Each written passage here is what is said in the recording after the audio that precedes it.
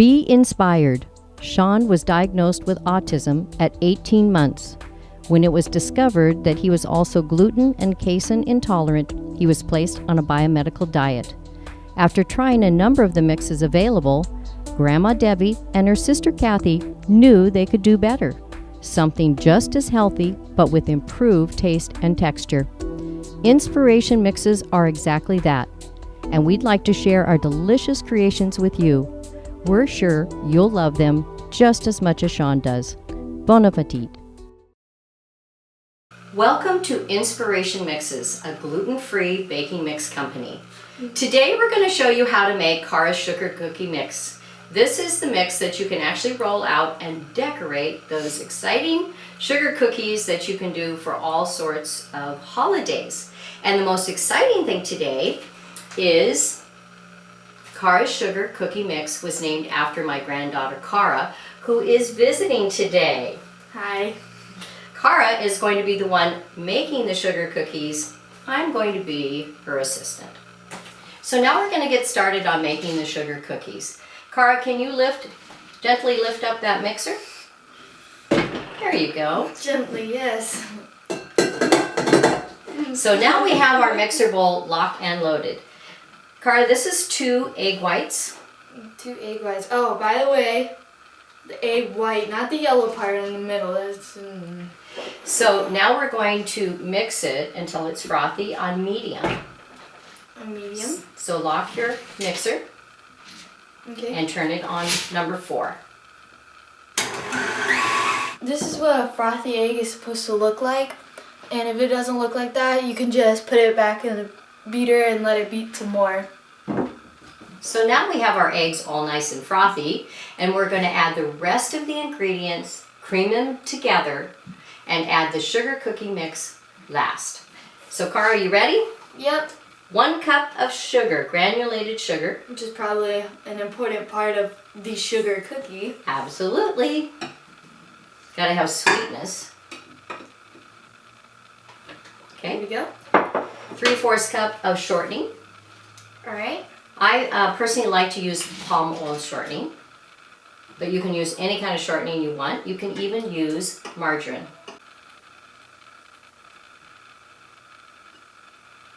Good job. The next thing is 3 tablespoons of liquid. So we're using coconut milk, and here you might want to use that just to make sure you scrape it out. 3 tablespoons of coconut milk from the can. Which is a little thick. It just, yeah, a little thick. And you can actually use milk. You can use rice milk as well. Any kind of milk. There you go. 2 teaspoons of gluten-free vanilla. Love vanilla. I do too. It smells so good. Doesn't taste that good though. Not without sugar. Good job. Okay. And I love the flavor in these sugar cookies with the almond extract. So I buy almond extract, organic, and use 1/4 teaspoon. And it smells so good when it's baking too. One of these, right? That's correct. Okay. So now Cara's going to be creaming it. It takes about 1 to 2 minutes to cream it. And I usually start it out on medium. Make sure it's, you might have to mix it a couple of times just to make sure. It won't be creamy in the sense that it's just going to be perfectly smooth. The shortening will be a little bit of lumpy pieces in there. Okay, ready? Yep. What number? Number 4 to start with. Oh wow. And we'll be back in 2 minutes. So we have all of our ingredients creamed together, and now we're going to actually add Cara's sugar cookie mix. Which is probably the biggest part of it. So here you go, Cara. You're going to gently pour the mix in. Okay. Of course we do this gently because it is powdery, and if not, it will go all over the place. That's right. The flours in the mix are very light. So just be careful when pouring it in. Maybe do it a little bit slower than you would other mixes. Then the next thing Cara's going to do is she's just going to make sure that the liquid moistens the flour. So when we put it back in the mixer, it just won't go all over the place. It'll mix very nicely. You know, I'm just moistening it here. I mean, it doesn't have to be completely moist, but it does have to be so that the powder's not going to go everywhere. Well, we mixed it for about 2 minutes, and this is how it looks, nice and creamy. So we mixed on medium and creamed everything together so we have a nice sugar cookie dough. Now we're going to put it in a bowl, refrigerated, covered for 2 hours. So let's take that nice mix out. It has a lot of mix. It is, and it makes a lot of cookies. It makes about 32-inch cookies, and that's a very good point. I think you missed one part of that. 30 delicious cookies. There you go. The dough is a little sticky, and that's the reason why we want to refrigerate it. Now, if you want to do roll-up cookies, you just simply put the dough in parchment paper. Take a long sheet of parchment paper, put the dough in like this, and then just roll it up, cover it in plastic wrap, and refrigerate it again for the 2 hours. Then you can just slice the cookies and put it on your baking sheet and bake it for the same time. The directions to do that are on the back of the box. So now I'm just going to take a piece of plastic wrap, cover it tightly, and then we're going to put it in the refrigerator for 2 hours, and we'll see you back in 2 hours to roll out those delicious sugar cookies. Oh. Well, we're back 2 hours later.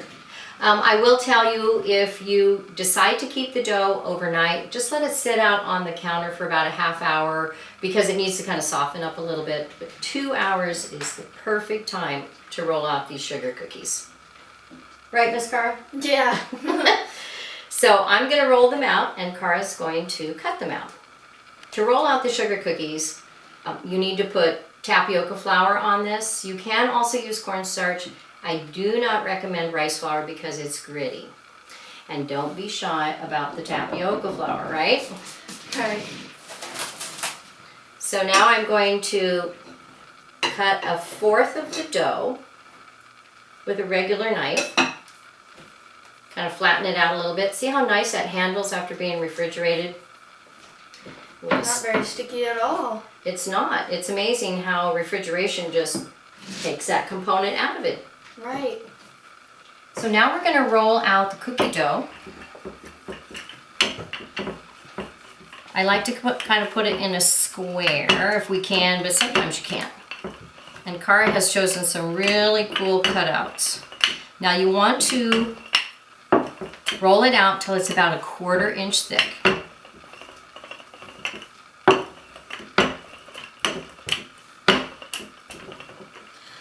Well, now we're going to cut out some shapes, you know, to be able to cook them. I have a heart here, which I have dipped into tapioca flour to help cut it out. And, well, I just chose a heart because, well, I love these cookies so much. Well, what you want to do is you want to, of course, push it down so that, you know, you can get that nice shape, and it's not so that it moves around and makes several other different shapes. I also have a bear here. It kind of reminds me of a gummy bear. Again, I'm dipping it in the tapioca flour just like I did the heart.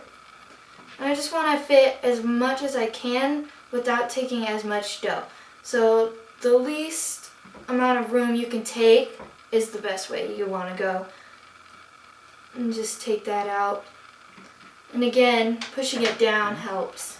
Okay, so then I have a cowboy hat.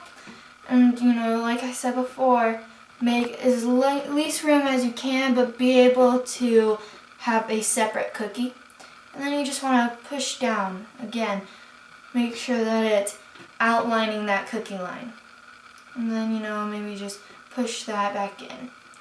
And then you have a nice little shape. So we're going to do one more, a bunny, which fits pretty perfectly right there. And just one more time, dipping it in the tapioca flour and just putting it back. And that is how you cut out sugar cookies. Okay, well now that we have the cookies cut out, what we want to do is pull away the excess dough very gently. You know, if you don't do it gently, it could ruin the shape of the cookie. So you just want to pull it away very, very carefully. Now with all cookies, of course, you never want to pick it up with your hand because it'll break apart. So I have a spatula here, and what I'm going to do is just real quick, just pick it up, and just plop it on the pan, real nice in the corner there. I'm just going to do the same thing with each of the cookies, and just kind of take it out here. Again, being extremely careful because this dough can easily make the cookie a different shape. Okay, well I have now separated all the cookies, and what I'm going to do is just put it on the pan. And while I'm doing this, we have preheated the oven to 375 degrees Fahrenheit. We cooked our Cara sugar cookies for, actually, it's 8 to 10 minutes. Each oven is different, and I cooked these for 9. Remember when we rolled them out, they were only a 1/4 inch thick. Look how thick that sugar cookie is, and it's very nice and soft in the middle. Nice and fluffy. Yes, nice and fluffy. And on the bottom, even though you can see the tapioca flour, you don't want them to brown. So now we're going to take them, put them on a plate. We're going to let them completely cool. And then we're going to be back to decorate them. Okay, we're back and we're doing Cara sugar cookies. And here to help me decorate them, I have my cousin Elena and my cousin Sean. So let's get to it. Go, Sean, go! Sean, is that one for me? Yeah. Yeah. Good frosting. Oh! I'm gonna make a cowboy hat for you and a heart for you, Elena. Thank you, Cara. Nice job, Cara. I spilled a little. Thanks. Let's see, orange. Maybe just look at it. This cookie I made for Jordan. She lives in Florida, and I just like to say that we love you and we miss you. Well, we just got through decorating some fabulous Cara sugar cookies, and so now we get to taste test them. Everybody take a bite. Mmm. Mm. Mm. Mm. Oh. Oh. That was good, wasn't it? Frosting. It's so good. Mm-hmm. That was a fabulous sugar cookie. Oh yeah. You guys, you all did a great job. Thanks for all your help. You're welcome. Check us out on www.inspirationmixes.com for baking tips, other recipes, store locations, and you can also buy us on Amazon.com. From our home to your kitchen. Bon appetit.